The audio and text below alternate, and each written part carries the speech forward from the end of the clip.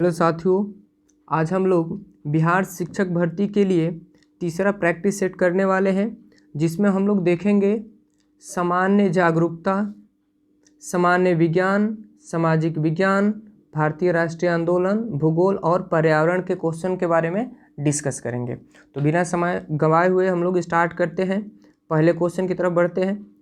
तो पहला क्वेश्चन है, भारत में कितने राज्य समुद्र के किनारे हैं? भारत में कितने राज्य समुद्र के किनारे हैं? तो ये कुल संख्या है दोस्तों 9। अगले क्वेश्चन की ओर देखते हैं। मानव शरीर में एलिवियोली गुब्बारे जैसी संरचनाएं होती हैं जो डैश डैश के भीतर मौजूद होती है। ये कहाँ पर मौजूद होती है दोस्तों? फेफड़े में मौजूद होती है, फेफड़े में। ठीक है, आगे क्वेश्चन देखते हैं। निम्नलिखित में कौन सा कथन असत्य है? इसमें से कहा जा रहा है कि कौन सा कथन असत्य है। 4 ऑप्शन दिए गए हैं। पहला ऑप्शन है, खरपतवार हटाने को निराई कहते हैं। खरपतवार हटाने को निराई कहते हैं, ये तो सत्य है। काटी गई फसल से भूसे से बीजों को अलग करने की प्रक्रिया को थ्रेसिंग कहते हैं, ये भी सत्य है। फसल पकने के बाद उसे काटना निराई भी कहलाता है, ये ऑप्शन गलत है। फसल पकने के बाद उसे काटना कटाई कहलाता है, न कि निराई, तो ये ऑप्शन गलत है। तो आंसर हो जाएगा अपना तीसरा। अगला क्वेश्चन है 44 नंबर। मानचित्र एवं लेखा कौन बताता है? मानचित्र एवं लेखा कौन बताता है? तो ये है कार्टोग्राफर, ये है कार्टोग्राफर। आंसर ऑप्शन 3 हो जाएगा। अगले क्वेश्चन को देखते हैं। अगला क्वेश्चन है दोस्तों, मलेरिया विनाशक कुनैन डैश वृक्ष से मिलता है। मलेरिया विनाशक कुनैन सिनकोना वृक्ष से मिलता है, सिनकोना वृक्ष से मिलता है। चलिए अगला क्वेश्चन देखते हैं। नीचे वायु से जुड़े कुछ कथन दिए गए हैं, इन्हें पढ़ें और दिए गए कूट की सहायता से सही उत्तर का चयन करें। पहला है ए नंबर, गतिशील पवन वायु कहलाते हैं, ये बिल्कुल सत्य है, गतिशील पवन वायु कहलाते हैं। वायु गर्म होने पर फैलती है, ये भी बात सही है कि वायु गर्म होने पर फैलती है। सी ऑप्शन है, वायु केवल कम वायु दाब वाले क्षेत्र से उच्च वायु दाब वाले क्षेत्र की ओर चलती है, ये ऑप्शन गलत है दोस्तों। तो आंसर हो जाएगा हम लोगों का ए और बी दोनों, यानी कि पहला ऑप्शन सही है, ए और बी दोनों हो जाएगा। अगले क्वेश्चन की ओर बढ़ते हैं। घटपर्णी विषम क्यों होते हैं? घटपर्णी यानी कि पिचर प्लांट विषम पोषी क्यों होते हैं? तो इसका आंसर हो जाएगा दोस्तों, पहला है ऑप्शन, उनकी पत्तियों में क्लोरोफिल नहीं होता, उन्हें सूर्य की रोशनी नहीं मिलती, उन्हें मृदा से नाइट्रोजन नहीं मिलता। ये आंसर सही है, उन्हें मृदा से नाइट्रोजन नहीं मिलता, इसलिए वो विषम पोषी होते हैं। अगले क्वेश्चन की ओर बढ़ते हैं।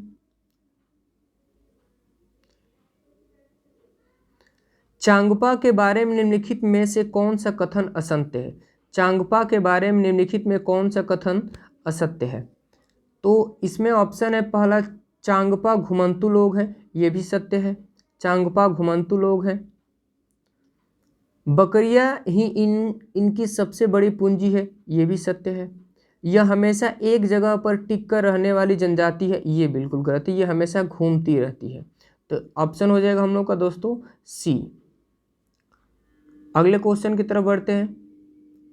बिहार राज्य की सीमा से किस देश की सीमा जुड़ी है? किस देश की सीमा जुड़ी है? तो वो है नेपाल। राकेश ने कहा, अगला क्वेश्चन है, राकेश ने कहा मुझे हिमालय पर चढ़ना है, मैं पहाड़ पर चढ़ने की ट्रेनिंग लेना चाहता हूँ, इसके लिए मैंने एक संस्थान नेशनल इंस्टीट्यूट ऑफ माउंटेनियरिंग का चयन किया है। नामांकन के लिए राकेश को उत्तराखंड के किस जिले में जाना होगा? तो उत्तराखंड के उत्तरकाशी में ये स्थित है, तो उत्तरकाशी में से जाना होगा। प्राचीन में नाथुला का रास्ता किस नाम से जाना जाता था? प्राचीन काल में नाथुला का रास्ता किस नाम से जाना जाता था? तो सिल्क मार्ग, दूसरा है पहाड़ी मार्ग, तीसरा है सिल्क मार्ग एवं पहाड़ी मार्ग दोनों। तो ये ऑप्शन सही है, सिल्क मार्ग एवं पहाड़ी मार्ग दोनों। अगले क्वेश्चन की तरफ चलते हैं। Grand old man of India के रूप में कौन जाने जाते हैं? Grand old man, grand old man के नाम से जाने जाते हैं दादा भाई नौरोजी, दादा भाई नौरोजी। क्वेश्चन नंबर 53, खरपतवार के बारे में सही कथन का चयन करें। खरपतवार बिना बोए अपने आप ही खेतों में उग जाते हैं, ये बात बिल्कुल सत्य है। खरपतवार को खेत से निकालना जरूरी होता है, ये भी सही है। अगला ऑप्शन है खरपतवार फसल के लिए दिए गए खाद पानी का उपयोग कर फसल की उपज की कम कर देते हैं, ये भी सत्य है। यानी कि पहला, दूसरा, तीसरा, तीनों ऑप्शन सही है इसका। ठीक है दोस्तों, तो अगले क्वेश्चन की ओर बढ़ते हैं। अगला क्वेश्चन है दोस्तों, अगर आपके कपड़ों ने आग पकड़ ली है तो सुरक्षा की दृष्टि से इनमें से क्या सही नहीं है? इनमें से कह रहा है कि कौन सा सही नहीं है। पहला ऑप्शन है आप जहाँ हैं वहाँ रुकिए, ये बिल्कुल सही है। फर्श पर लेट जाइए, ये भी सही है। अपने हाथ से अपना चेहरा ढककर लुढ़किए, ये भी सही है। चारों तरफ दौड़ना शुरू कर दीजिए, चारों तरफ दौड़ना शुरू कर दीजिए, ये गलत है। ऑप्शन 4 गलत है। ठीक है, आगे देखते हैं क्वेश्चन। राज्य द्वारा संचालित स्कूल किस लिए है? कूट की मदद से सही उत्तर का चयन करें। राज्य द्वारा संचालित स्कूल किस लिए है? ताकि, पहला ऑप्शन है ताकि सभी बच्चों को पढ़ने लिखने का मौका मिले, बिल्कुल सही है, सभी को मौका मिलना चाहिए। अगला ऑप्शन है ताकि सिर्फ कुछ समुदायों के लोगों को, सिर्फ कुछ समुदायों के लोगों को, तो ये गलत है। ताकि सिर्फ गरीबी रेखा के, ये भी गलत है। चौथा ऑप्शन है ताकि सभी को एक दूसरे से कुछ ना कुछ सीखने का मौका मिले, ये ऑप्शन सही है। यानी कि ए और डी, तो ए और डी ऑप्शन 4 नंबर है, ये सत्य है। अगले क्वेश्चन की तरफ बढ़ते हैं। दार्जिलिंग किस राज्य में अवस्थित है? दार्जिलिंग किस राज्य में अवस्थित है? तो ये दोस्तों है पश्चिम बंगाल में, ये है पश्चिम बंगाल में। अगला क्वेश्चन है बिहार के प्रथम मुख्यमंत्री कौन थे? बिहार के प्रथम मुख्यमंत्री कौन थे? तो बिहार के प्रथम मुख्यमंत्री श्री कृष्ण सिंह थे। मगध साम्राज्य की राजधानी थी, मगध साम्राज्य की राजधानी थी गिरिब्रज, गिरिब्रज जो कि राजगीर के नाम से जाना जाता है, गिरिब्रज। बढ़ई का काम मुख्यतः संबंधित होता है, बढ़ई का काम मुख्यतः संबंधित होता है लकड़ी से। आगे क्वेश्चन देखते हैं।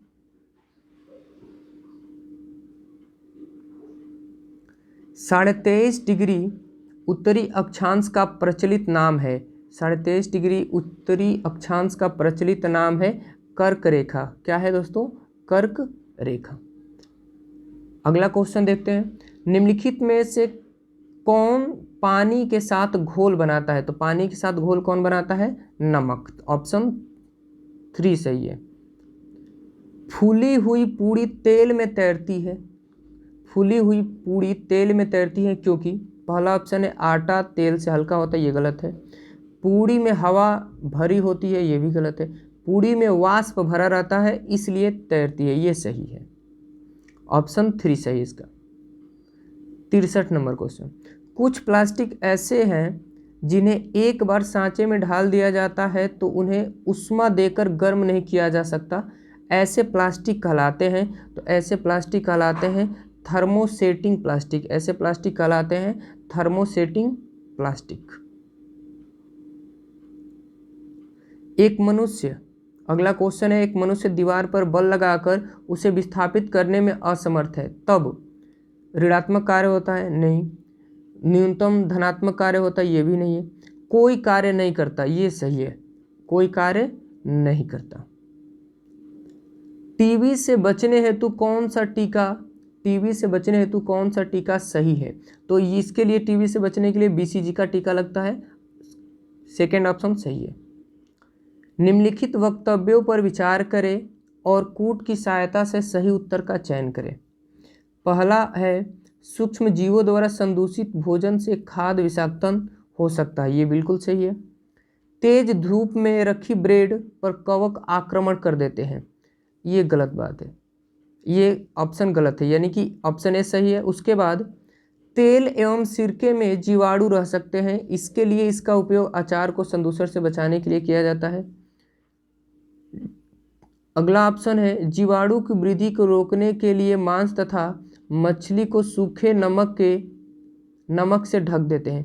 इनमें कौन सा ऑप्शन सही है दोस्तों, खुद से चूज कीजिए। क्वेश्चन नंबर 66 है, तो मेरे हिसाब से तो ऑप्शन ए और डी सही है। सूक्ष्म जीवों द्वारा संदूषित भोजन से खाद्य विषाक्तन हो सकता है, ये सही है। जीवाणु की वृद्धि रोकने के लिए मांस तथा मछली को सूखे नमक से ढक देते हैं, ये भी सही है। अगले क्वेश्चन की ओर बढ़ते हैं।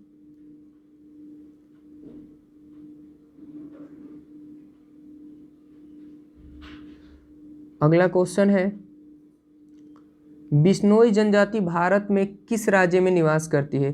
तो ये निवास करती है राजस्थान में। राजस्थान में बिश्नोई जनजाति पाई जाती है। भारत के किस राज्य में सर्वाधिक वर्षा होती है? तो मेघालय में। दक्कन का पठार कहाँ स्थित है?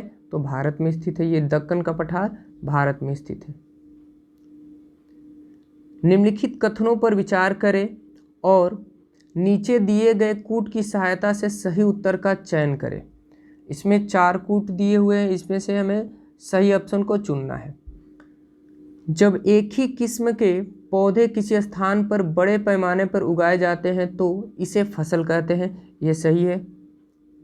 गेहूं की फसल का अर्थ है कि खेत में उगाए जाने वाले सभी पौधे गेहूं के हैं, ये गलत है। वह फसल जिन्हें वर्षा ऋतु में बोया जाता है रबी फसल कहलाती है।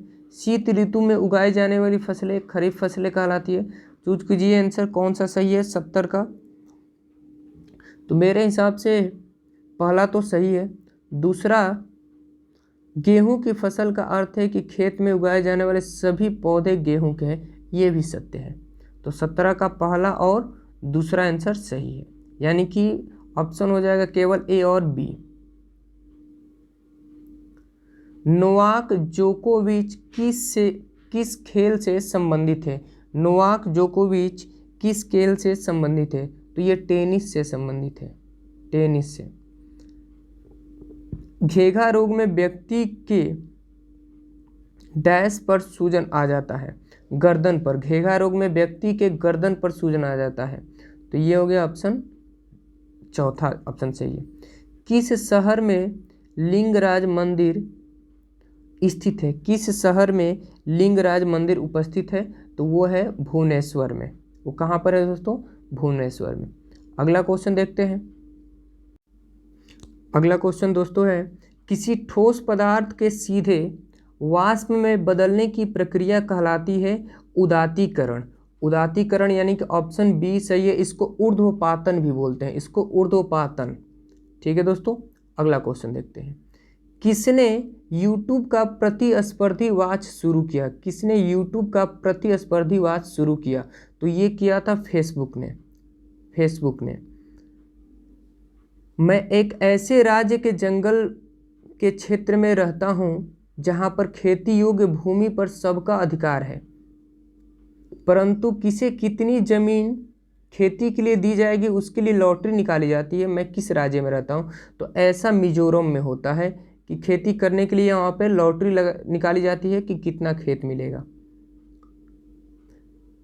कल्पना करें कि आप चांद की सतह पर खड़े हैं तो आप पूरी पृथ्वी को देख पाएंगे, गलत है।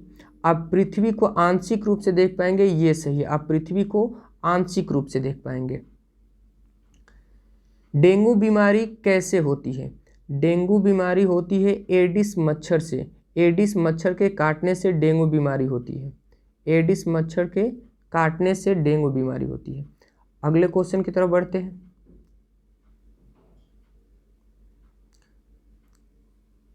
क्वेश्चन नंबर 80 देखते हैं। निम्नलिखित कथनों पर विचार करें और सही उत्तर का चयन करें। कथनों पर विचार करें और सही उत्तर का चयन करें। जो लोग बोल और सुन नहीं सकते वे अपनी बातें दूसरे के इशारे से समझते हैं, ये बिल्कुल सही है। जो लोग बोलकर सुन नहीं सकते वे दूसरे की बातें हमेशा उनके होठों को देखकर पूरी तरह समझ जाते हैं, ये भी सही है। सी ऑप्शन है सबकी तरह जो बच्चे बोल सुन नहीं सकते उन्हें सरकारी विद्यालय में दाखिला नहीं दिया जा सकता, ये गलत है। सबकी तरह जो बच्चे बोल सुन नहीं सकते उन्हें सिर्फ खास तरह के विद्यालय में ही नामांकन दिया जाता है, ये भी गलत है। यानी कि ऑप्शन ए और ऑप्शन बी सही है। तो कौन सा हो जाएगा इसमें, ए और बी, पहला ऑप्शन सही है। क्वेश्चन नंबर 81 देखिए, एक माइक्रोमीटर होता है, एक माइक्रोमीटर होता है तो 0.001 मिलीमीटर, 0.001 मिलीमीटर। स्वस्थ मनुष्य का हृदय 1 मिनट में लगभग कितनी बार धड़कता है? स्वस्थ मनुष्य का हृदय 1 मिनट में 72 बार धड़कता है। तड़ित संचालक ऊंचे भवनों को बचाता है, तड़ित संचालक ऊंचे भवनों को बचाता है वर्षा से, तापमान से, आसमान से पैदा होने वाली बिजली से। तो ये सही है, आसमान से पैदा होने वाली बिजली से। बायोगैस है, बायोगैस किससे मिलकर बना होता है? तो मीथेन तथा कार्बन डाइऑक्साइड का मिश्रण होता है। बायोगैस मीथेन और कार्बन डाइऑक्साइड का मिश्रण होता है।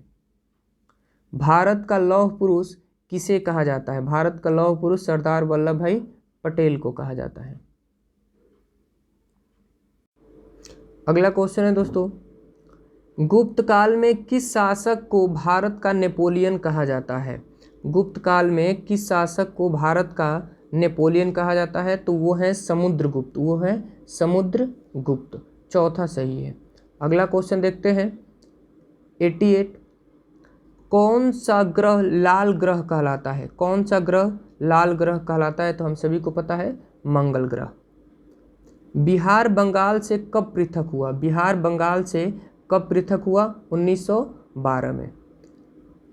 विश्व में कौन सा पठार सबसे ऊंचा और सबसे जटिल है? सबसे ऊंचा और सबसे जटिल, तो वो है तिब्बत पठार, तिब्बत का पठार है।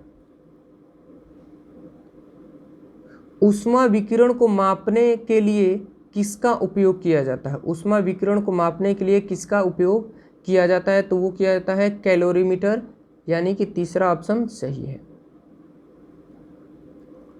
सामान्यतः चींटियां एक सीधी रेखा में गमन करती है, इसका कारण है गंध।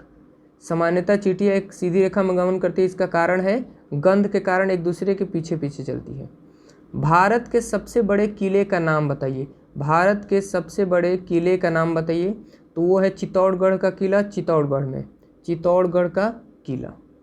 ठीक है दोस्तों, तो अगले क्वेश्चन की तरफ बढ़ते हैं दोस्तों। 95, किस शहर में प्रथम मेट्रो रेलवे सेवा प्रारंभ हुई? किस शहर में प्रथम मेट्रो रेलवे सेवा प्रारंभ हुई थी? तो वो है कोलकाता, कोलकाता में सबसे पहले मेट्रो सेवा प्रारंभ हुई थी। अगला क्वेश्चन है, मैं एक जलीय जंतु हूँ जो भोजन पकड़ने के लिए आमाशय को अपने मुख से बाहर निकालता हूँ, मेरा नाम क्या है? तो जलीय जंतु में तारा मछली आमाशय को अपने मुख से बाहर निकलती है, तो इसका ऑप्शन हो जाएगा तीसरा, तारा मछली। नीचे कथन वाले क्वेश्चन है, तो अगला क्वेश्चन हम लोग देखते हैं। परम क्या है? परम होता है कंप्यूटर, परम है कंप्यूटर। ये भी कथन वाला क्वेश्चन है, तो हम लोग चलते हैं 98, 99 हो गया, उसके बाद 102 क्वेश्चन। ऐसा प्लास्टिक जो गर्म करने पर आसानी से विकृत हो जाता है और सब सरलतापूर्वक मुड़ जाता है, वे कहलाते हैं थर्मोप्लास्टिक, वो कहलाते हैं थर्मोप्लास्टिक।